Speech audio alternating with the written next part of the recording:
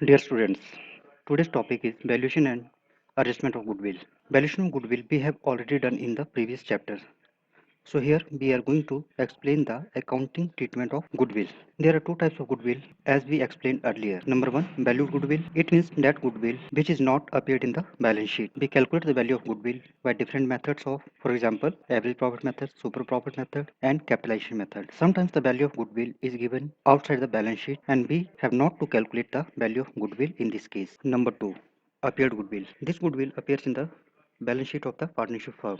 तो गुडविल दो प्रकार की होती है। नंबर वन, वैल्यूड गुडविल, जिसकी वैल्यू को हम कैलकुलेट करते हैं डिफरेंट मेथड से। और नंबर टू, अपेयर्ड गुडविल, जो पार्टनरशिप फर्म की बैलेंस शीट में पहले से अपेयर कर रही होती है। तो इसकी अकाउंटिंग ट्रीटमेंट हम इस तरह से करते हैं। तो फर्स्ट केस है हमारा वैल्यूड गुडविल। वैल्यूड गुडविल में फर्स्ट केस है व्हेन गुडविल या premium for goodwill paid privately. When new partner pays the amount of premium for goodwill outside the business to sacrificing partner, no journal entries are passed in this case.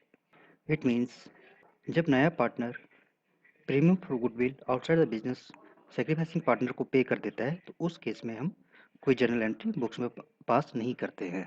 Valued goodwill का second method है premium method. Premium method में दो conditions होती है, when premium paid in cash and retain by the partner in the business. And second case इसका premium paid by the new partner and withdrawn by the old partner. Mean first case जब premium pay किया जाता है और उसको business में retain किया जाता है, तो जब नया पार्टनर प्रीमियम पे करेगा तो उसकी जनरल एंट्री बनती है हमारी cash account debited to premium account. And उस प्रीमियम को ओल्ड पार्टनर या सेक्रीफाइसिंग पार्टनर अपने सेक्रीफाइसिंग रेशियो में अपने करंट अकाउंट या कैपिटल अकाउंट में ट्रांसफर कर लेते हैं, जिसके लिए जनरल एंट्री पास करते हैं premium account debited to old partner capital account और current account in sacrificing ratio. 2.2, when premium paid by the new partner and withdrawn by the old partner. First two entry हमारी बिल्कुल same रहेगी, cash account debited to premium account, जब premium का amount वो cash में pay करेगा। And to transfer the premium to partners capital account we pass the following journal entry, premium account debited to old partner capital account और current account in their sacrificing ratio. So sometimes old partner या sacrificing partner withdraw amount from the goodwill. In this case, we pass the old partner capital account debited to cash account. Case 3. When goodwill brought in kind.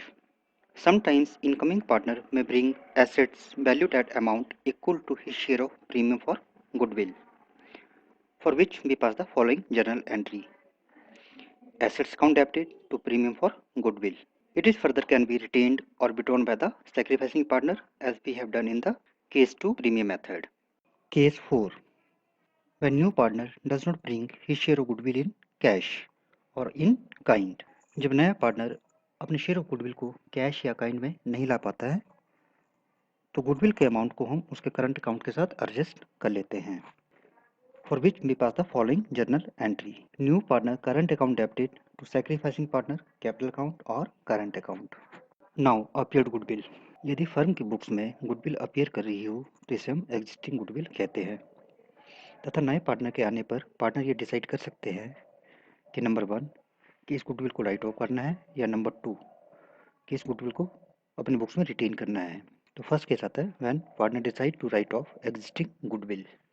जब partner ये decide करते हैं कि goodwill को right of किया जाए तो इसके लिए हम ओल्ड पार्टनर कैपिटल अकाउंट या करंट अकाउंट को डाइवर्ट कर देते हैं तथा गुडविल अकाउंट को क्रेडिट कर लेते हैं तथा जर्नल एंट्री पास करते हैं old partner capital account current account debited to goodwill account. और यदि पार्टनर डिसाइड करते हैं कि गुडविल को राइट ऑफ ना किया जाए तथा इसे फर्म की बुक्स में कंटिन्यू रखा जाए तो इस केस में न्यू पार्टनर अपीयर्ड गुडविल तथा एग्जिस्टिंग गुडविल के डिफरेंस में अपना शेयर लेके आता है।